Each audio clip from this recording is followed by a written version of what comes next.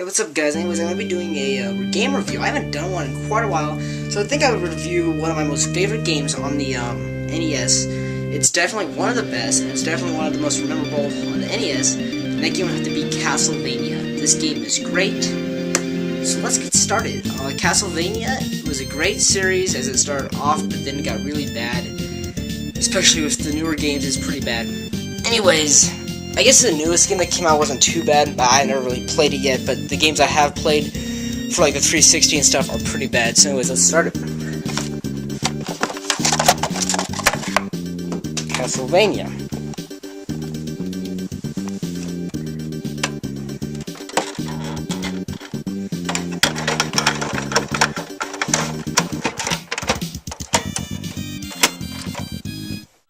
So here we are, Castlevania. Here's the main menu with the bat flying from the castle. And Castlevania plays Simon Belmont, and I guess, yeah, just a great game. So here you see Mr. Belmont entering through the front gate, and at the beginning of the game you can whip these, I guess, lanterns or fire pits, whatever you want to call them, the whip extensions, and hearts. And I'll explain all of what they do later throughout the review. So let's get this review kicked off. So unlike most games, hearts in Castlevania actually do not restore your health at all. But like what you'll do is you'll whip every lantern in sight and they'll drop hearts. But hearts give you ammo. And as seen right here, you can see the hearts giving you the ammo, that little red thing up there. In order to restore your health, you have to whip a wall and get a pork chop. What the fuck? Pork chop. Dude. Imagine if you could just whip a wall like that, and a pork chop would come out. And that would be epic. But unfortunately, that doesn't happen. Stupid whip. Seriously though, I don't understand who puts a freaking pork chop inside a wall. I mean, it must be dirty, old, cold, whatever. Anyways, now let's get on to the villains. So the enemies or bosses in the game include a gigantic bat, and he is really easy. And then you get the Medusa head, and she's pretty simple as well. Her minions are worse than her. And then you got two mummies, which are pretty easy if you know how to fight them. Then you have stupid Frankenstein and stupid Hunchback. And then, yes, probably one of the most epic villains of all time, Death, makes an appearance in Castlevania. But you think, doesn't he have to be the final boss? No, he's not actually. Death serves Count Dracula. Count Dracula is a bitch and will piss you off over and over again. Okay, and then let's talk about kind of like gameplay. You're basically Simon Belmont, you have a whip, and the first level you're just whipping a whole bunch of ghosts until you get to the gigantic bat as the boss. Here you can use your axes, and I'll explain the weapons and stuff later. Once you kill the boss, an orb drops from their dead body, and you can pick it up. Your shields or health, gets regenerated, and you're just going to move on to the next level once your score gets all added up. Also, the Roman numeral, which you see in the top right of the screen, I'll explain later. So here is the map sequence. After you end a mission, it'll take you to the next area. So level 2 is basically the interior of the castle. In level 2, you get introduced to some knights. You get introduced to the bat. There's bats in the first mission too, so not really. You get introduced to some new weapons like the cross. Then you also have to fight miniature Medusa heads, which will really piss you off later in the game. I'll show that part. And then you have the Medusa head mother basically as the boss. She's very easy if you have holy water. And now I'm going to describe to you the weapons of the game. So basically in Castlevania you have secondary weapons. One of them is the knife, the throwing knife. The throwing knife is pretty much just sucks really bad. Here's me trying to use it against a really big knight, and I kind of fail. I kill a couple of Medusas, but otherwise it sucks really bad. So that's the knife. So then another weapon you have to come across is the axe. The axe's only really purpose ever in the game is to fight the first boss, since it's more of an anti-air kind of weapon, or anti-bat. So it makes fighting the first boss very easy. So another weapon you'll come across is, of course, the cross. The cross is okay. Like right here, it's more like a boomerang, but I do actually think it is actually called the cross. Here it is. I used it against the knight there. I used it against another knight here. I really only use it ever in the second mission. The next weapon is the stopwatch. Honestly though, the stopwatch obviously stops time, that I find to be one of the most useless weapons throughout the game, more useless than the throwing knife even. Then the last secondary weapon you have is Holy Water, which is probably the best weapon in the game, mostly because it makes it easy to defeat Death, and it makes it extremely easy to defeat Dracula. Also throughout Castlevania, you'll find these Roman numerals 2 and 3. These are very useful because they tell you how many weapons you can throw at more than once.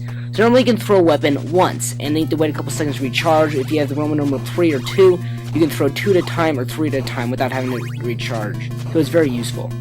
Then on now mission 3, you are introduced to the Humpbacks, and this mission is actually very easy. So mission 3, chapter 3, part 3, whatever the hell you want to call it, is actually pretty easy. Even the boss, which I'm fighting right here, is pretty easy. You get on top of this block right here, and they can't really even hit you. But you have to be careful, because if you ever hit that block with your whip, a food comes out, like right there. So anyways, you grab the orb, and you're done with level 3. Level 3 is pretty basic. There's just some jumps that to be careful with. And other than that, it's really easy.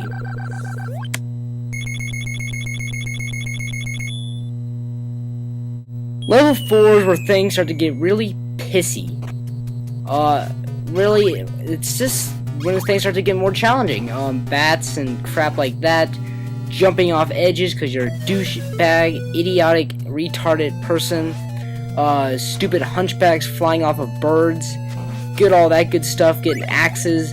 But every once in a while you come across a cross and it kills everything, every enemy in sight, but then you still get more fucking hunchbacks. So then eventually you get these bony dinosaur or dragon crap, and they just prove to be a bigger bitch. But luckily you can jump behind them and hit them from behind, which is pretty nice, I guess you could say. And then the final boss is the biggest jerk-off of all. His name is Frankenstein with a stupid hunchback humping his neck. It is a pain in the balls, and you will die and die and die until you get his patterns down.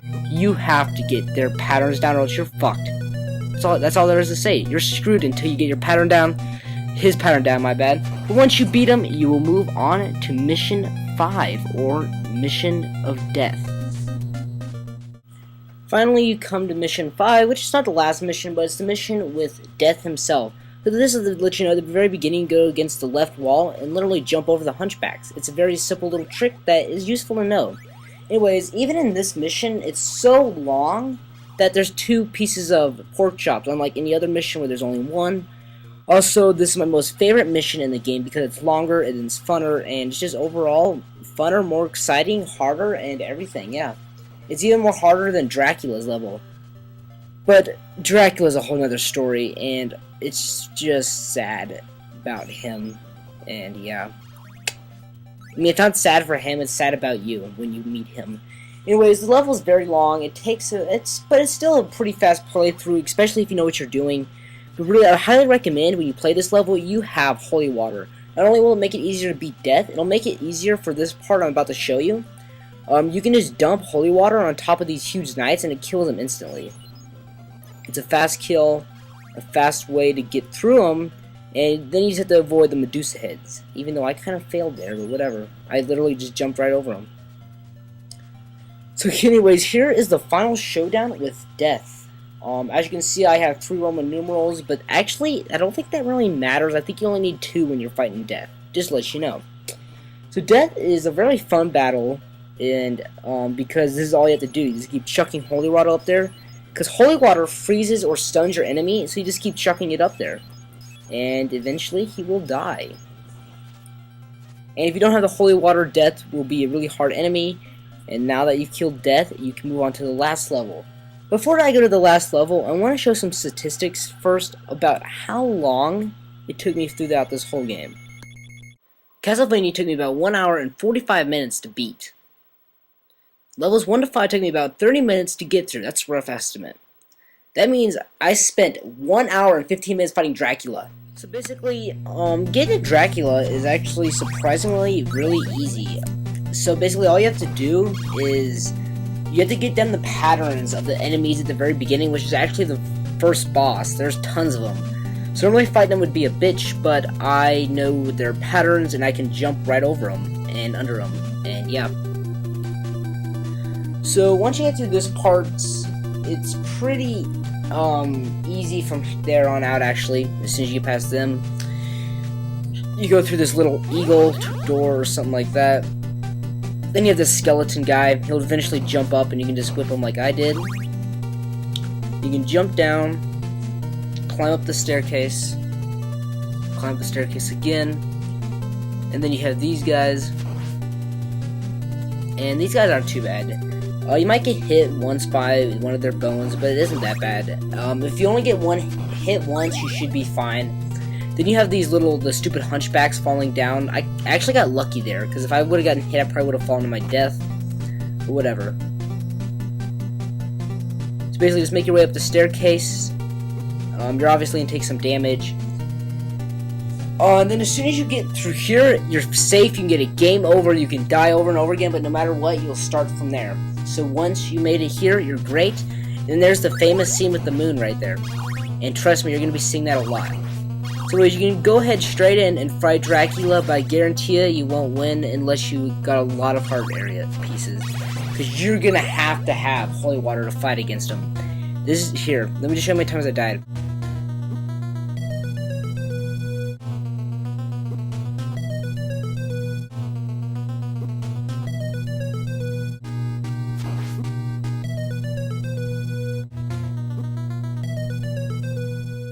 Well, here it is, folks. Me beating, well, yeah, getting ready to beat Dracula Phase 1. That's right. Dracula comes back to life as a gigantic monster. Like the AVGN says, though, he's like a giant cookie monster. And he's a pain in the ass as well. In fact, he's worse. But this is where your holy water comes into play.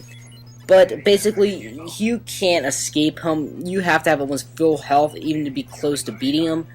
And right here, I get crushed right by him. It's pretty... Yep.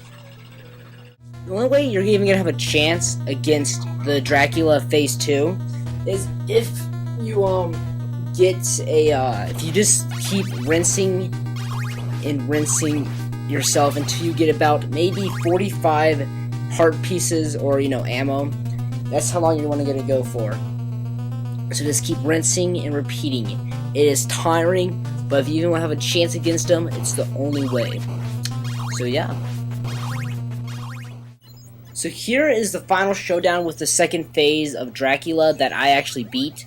I got down halfway with Dracula, the first phase, and then I only got, I think, down another way. So anyways, those Roman numerals, you can break his fireballs with your holy water, and once you do so, every once in a while they'll drop a Roman numeral, grab it. It is the only way you'll beat it. As you can see here, because I have the second Roman numeral, I can just keep chucking holy water at him, and he cannot move. He's stunned there for a long time.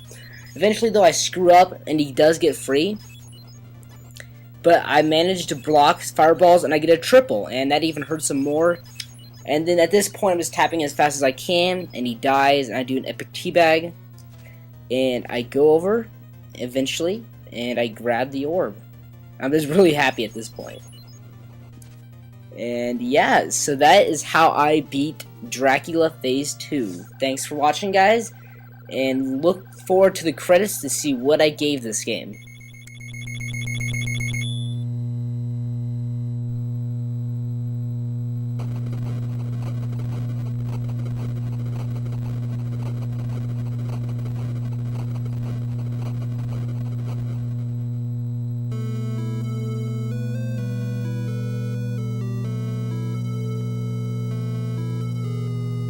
So Castlevania, a hard game, but a good one.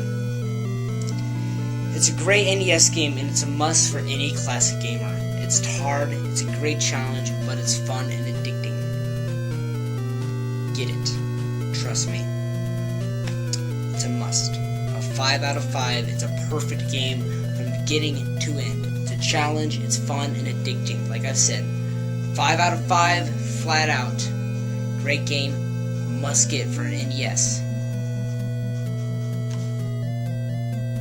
Also, to let you guys know, the credits of Castlevania is actually an Easter egg, and they just transform the names from the actors from the original Dracula movie. And it's probably the worst Easter egg ever in a video game. Just to let you guys know that, and yeah. and then you restart the game all over on a higher difficulty, and thanks for watching.